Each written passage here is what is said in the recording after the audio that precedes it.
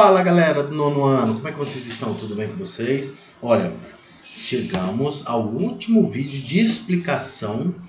Já estamos fazendo a explicação da semana 6 do PET 4, já quase entrando de férias, né galera? Então assim, quero já deixar meu abraço para vocês, tá? Queria pedir para vocês, por favor, hoje, não saia desse vídeo sem se inscrever no nosso canal e deixar um super like, tá? Então se inscreve aí, deixa o seu super like. Muito obrigado pela presença de vocês. Espero vocês estar junto com vocês aí, explicando o conteúdo, te ajudando nessas atividades do próximo ano. Mesmo se o PET não for continuar, eu vou estar explicando e fazendo os conteúdos, tentando auxiliar vocês, tá bom? Ó, então se inscreve aí de forma gratuita agora.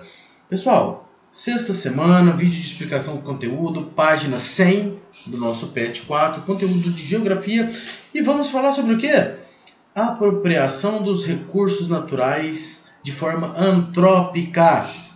Ué, professor, o senhor deu errado, aí está pelo ser humano. Então fique sabendo que quando se fala pelo ser humano, quer dizer antrópica. O ser humano está, de certo modo, se apropriando, degradando, destruindo, né?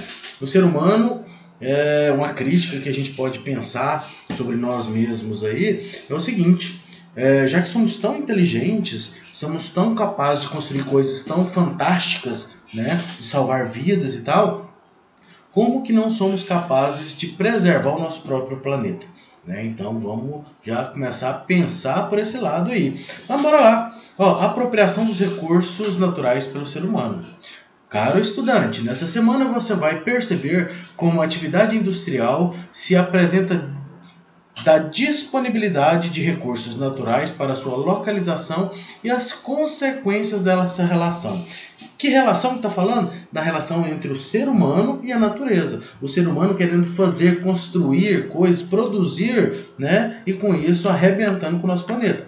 Claro, devemos lembrar sempre que há um meio termo ali, precisamos disso para o nosso conforto, qualidade de vida, né, para uma série de coisas fundamentais nos dias de hoje, mas a gente tem que ter uma dosagem aí, tá? Vamos lá. Contextualização. Para se apropriar dos recursos naturais, a indústria promove a intensa modificação da paisagem. Para que a indústria promove a intensa modificação da paisagem? Na verdade, não é que ela promove, ela faz essa modificação, assim por se dizer. Como? Para produzir, ela tem que tirar matéria-prima do meio ambiente. Para tirar matéria-prima do meio ambiente, ela tem que transformar a paisagem. Né? Ela transforma uma natureza viva em algo destruído. É isso que se faz, né? E das relações naturais que se desenvolvem em seu entorno. A demanda dos produtos e tecnologias são gerados a partir da atividade industrial, quer dizer, as indústrias são as que mais degradam o meio ambiente, mas elas degradam o meio ambiente por causa do nosso consumismo, tá bom? Muitas vezes levam o ambiente a sofrer intenso processo de alteração de suas condições naturais. Então, quer dizer, devido a essa degradação do meio ambiente, pode alterar a vegetação de um lugar, pode alterar o clima, a quantidade de água presente naquele local, os animais que vivem. Então, o ser humano ele vai alterando e destruindo isso, né? Seja para geração de energia ou produção de bens, são cada vez mais visíveis as marcas que a humanidade deixa sobre o planeta. E aí agora a gente vai falar algo que eu tenho certeza que você já deve ter ouvido falar. Nós temos alguns vídeos, né, que falam muito sobre o assunto, que foi o acidente de Chernobyl. O acidente de Chernobyl, para quem não sabe, foi um acidente que ocorreu... Deixa eu ver se eu me recordo a data. Foi em 1986 que aconteceu esse acidente, numa usina nuclear que existia. Todo mundo acha que Chernobyl era o nome da cidade. Não era, tá? Chernobyl era o nome da usina nuclear, usina atômica que existia ali. Ao lado da usina, questão de 3, 4, 5, 6 quilômetros de distância, tinha uma cidade chamada Pripyat, tá? Que foi essa cidade, Pripyat, foi construída por causa da usina hidrelétrica, por causa da usina atômica. Só que a criação dessa cidade foi muita gente para lá. E é uma cidade que começou a se desenvolver e começou a crescer. Né? Então, uma cidade que no início tinha ali 5 mil habitantes, em pouco tempo já se falava em 60 mil habitantes, 80 mil habitantes. Então, é uma cidade relativamente média, né? Uma população grande já, porque 80, próximo aí de 100 mil pessoas, né? Uma cidade já de tamanho considerável, né? Que ficava, aliás, né? Na Ucrânia, que é um país da Europa, tá? Na época, era parte da União Soviética.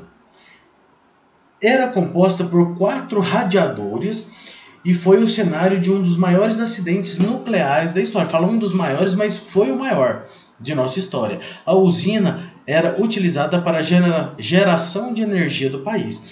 Foi um erro que aconteceu ali, de um pessoal ali que tentou fazer segundo eles falam, foi fazer um teste ali, tirar uma água que resfriava uma determinada usina ali e não conseguiu resfriar mais essa usina. Ela só foi esquentando, esquentando até explodir. Quando ela explodiu, ela joga na atmosfera aquela quantidade gigantesca de um gás que era altamente radioativo, tá? E provocou aí o maior desastre, né? O desastre ocorreu em 1986, em 26 de abril, tá? Tudo começou quando um dos 4 reatores explodiu, ocasionou diversas reações em cadeia e o motivo dessa explosão até hoje é controverso e mal explicado. Então, é o que eu falei para vocês, algumas pessoas falam que estavam fazendo testes e tal ali nessa situação. Alguns afirmam que foi apenas a falha dos operadores que atribuem falha no projeto das hastes de controle do reator. As hastes dos reatores são compostas por elementos geralmente cádmio, né, que tem a tendência de absorver nêutrons e amenizar as reações no interior do reator. Também é bem provável que muitos procedimentos irregulares que não obedeciam às normas de segurança tenham sido executados, né, além de várias outras coisas. E aí vem falando mais aqui. O relatório dos procedimentos feitos na data afirma que a equipe operacional planejou testar uma das turbinas do reator de Chernobyl 4, né, seriam capazes de gerar energia suficiente para manter as bombas do líquido de refrigeração funcionando, caso houvesse problemas de perca de potência até que o gerador de emergência fosse ativado. Em pouquíssimo tempo, a potência e a temperatura do reator subiram extremamente, ocasionando explosões que geraram ainda mais energia por causa das reações. E além disso, houve uma entrada de oxigênio do ar que piorou o processo de combustão, contribuindo para que a radiação fosse espalhada. Então, só finalizando aqui, né? Os primeiros dias após o acidente foram os que mais tiveram radiação liberada, principalmente em função dos ventos e da chuva. E a contenção do reator era feita com areia e chumbo para que o incêndio da radiação, né, fosse contido ali. Quem efetuava essas ações eram chamadas de homens liquidadores, né, que perderam a vida no combate ao incêndio. Pessoal, para você ter ideia, todo mundo que foi lá para tentar salvar morreu, tá? Pouquíssimas pessoas que trabalhavam na usina conseguiram sobreviver. Os bombeiros que foram chamados para ajudar a apagar o fogo morreram. Os policiais que foram lá naquele momento morreram. E essa nuvem de fumaça, essa nuvem de radioativa que saiu passando por cima, passou por Pripyat, passou por cima de uma floresta lá que hoje é chamada Floresta Vermelha, né, que mudou a cor da floresta, que antes era verde, as folhas das árvores se tornaram vermelhas. E aí foi passando por várias outras localidades do mundo, gerando transtornos. Dizem que até hoje o planeta ainda sofre essa consequência dessa explosão aí, do acidente que aconteceu em Chernobyl, tá? Então é algo que, se você quiser estudar, entender melhor aí um pouquinho, então foi o pior acidente nuclear já existente no nosso planeta, para você ter ideia, né? Então foi algo assim, infelizmente, muito triste. E aí vem falando de mais um assunto além desse, que é o impacto das hidrelétricas.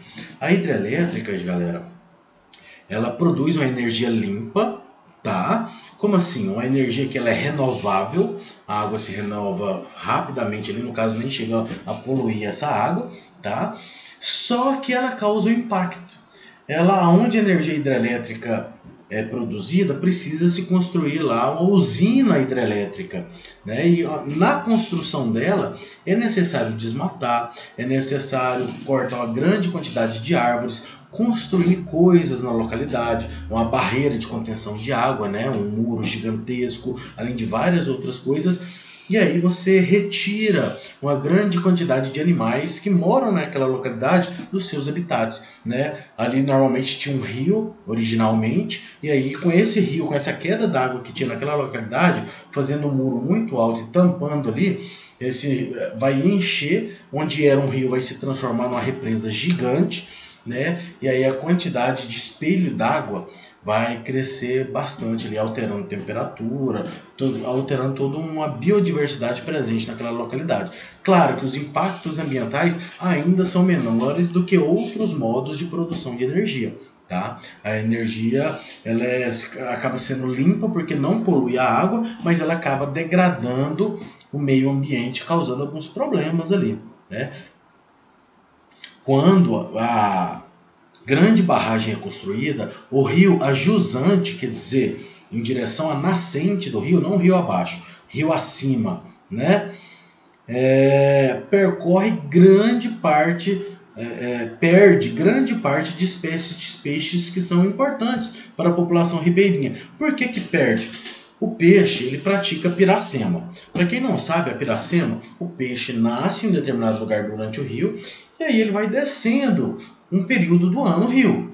Aí chega em determinada época do ano que o peixe para de descer e começa a subir de volta e volta naquela localidade onde ele nasceu para botar os seus ovos. Então, o local onde ele nasce, a maioria dos peixes botam seus ovos ali.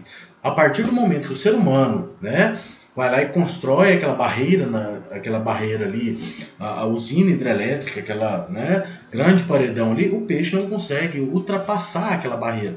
Aí ele acaba botando seus ovos ali embaixo, ali mesmo. Só que aí a parte de cima do rio, quer dizer, a jusante, antes da hidrelétrica, né, ela começa a perder uma certa variedade de peixes, né? E aí algumas dessas hidrelétricas, buscando uma coisa mais sustentável, a preservação do meio ambiente, né? Elas vão lá e soltam alevinos, que são filhotinhos de peixe, né? Naquela localidade, tentando ali suprir aquela necessidade. Às vezes gera alguns problemas, né? Porque o que é natural é sempre melhor. Mas enfim, é algo que o ser humano tem tentado fazer aí para tentar diminuir o impacto ao meio ambiente. E sempre que se fala em diminuir o impacto ao meio ambiente, é algo legal de se tentar fazer, de buscar esse conhecimento aí, tá bom?